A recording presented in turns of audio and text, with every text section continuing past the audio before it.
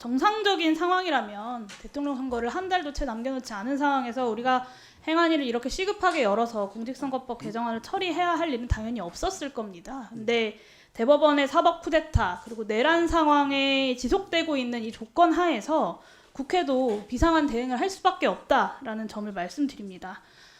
선거의 공론장은 후보자 상호 간에 그리고 후보자와 유권자 국민 사이에 활발한 공방이 이루어지고 적극적인 토론이 보장되어야 합니다.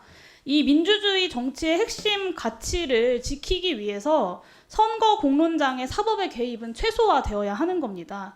그런데 검찰 어떻게 했습니까? 이미 당선된 대통령의 명백한 허위사실 공표, 예를 들면 우리 장모는 10원 한 장 남한테 손해 입힌 적 없다, 도이치모터스 주가 조작 오히려 손해봤다, 이런 명백한 거짓말들에 대해서는 수사조차 안 하면서 낙선한 야당 후보의 자기방어적인 발언에 대해서는 악착같이 기소를 했습니다. 1심 법원에서는 다의적으로 해석될 수 있는 후보자의 발언을 최대한 악의적으로 해석해서 유죄를 선고했습니다.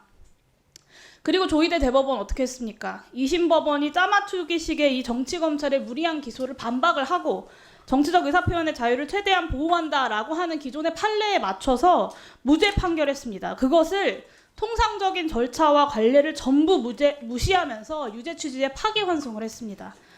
검찰권과 사법권이 과반 지지율 야당 대선 후보의 대선 자격을 박탈하기 위해서 공모했다라는 합리적 의심을 국민들이 과연 거둘 수 있겠습니까?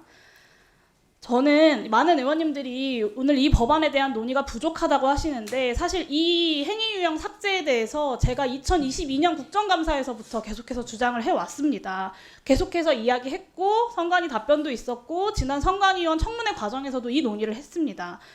공직선거법상 허위사실 공표죄, 특히 행위 유형의 이 허위사실 공표죄가 민주주의 정치 과정에서 언론의 검증 그리고 국민들의 검증 과정에 맡길 정치의 영역을 수사기관과 사법부의 관심법의 영역에 내어주는 악법이다라고 수차례 말씀드렸습니다. 이런 저의 의견은 행위 유형만이 아니라 사실 허위사실 공표죄 전체를 삭제해야 된다.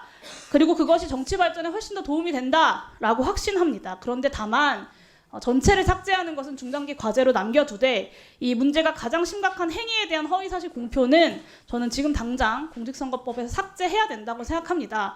제가 윤석열 전 대통령을 정말 많이 비판하고 지금도 비판하지만 허위사실 공표죄 행위 유형을 적용해서 이재명 전 대표와 똑같이 수사해서 기소해야 된다고 생각하느냐? 저는 그렇지 않다고 생각합니다. 이 행위 유형은 삭제되어야 하는 겁니다.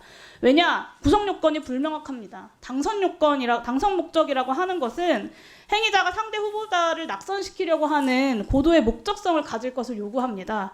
그런데 이 고도의 당선 목적이라고 하는 고의성을 어떻게 외부에서 판단할 수 있겠습니까? 그리고 행위자 자신이 공표한 사실이 거짓이라는 것을 인식했다라는 것을 외부에서 어떻게 100% 확신하고 입증할 수 있겠습니까?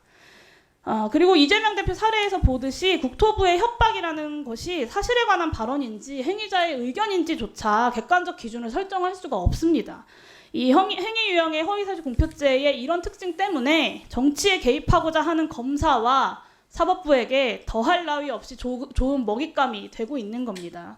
그래서 이렇게 범죄의 구성 요건이 불명확한 것은 배형법정주의의 명확성의 원칙에도 위배되고 유연성이 다분하고 빠르게 개정해야 된다라는 말씀을 드립니다.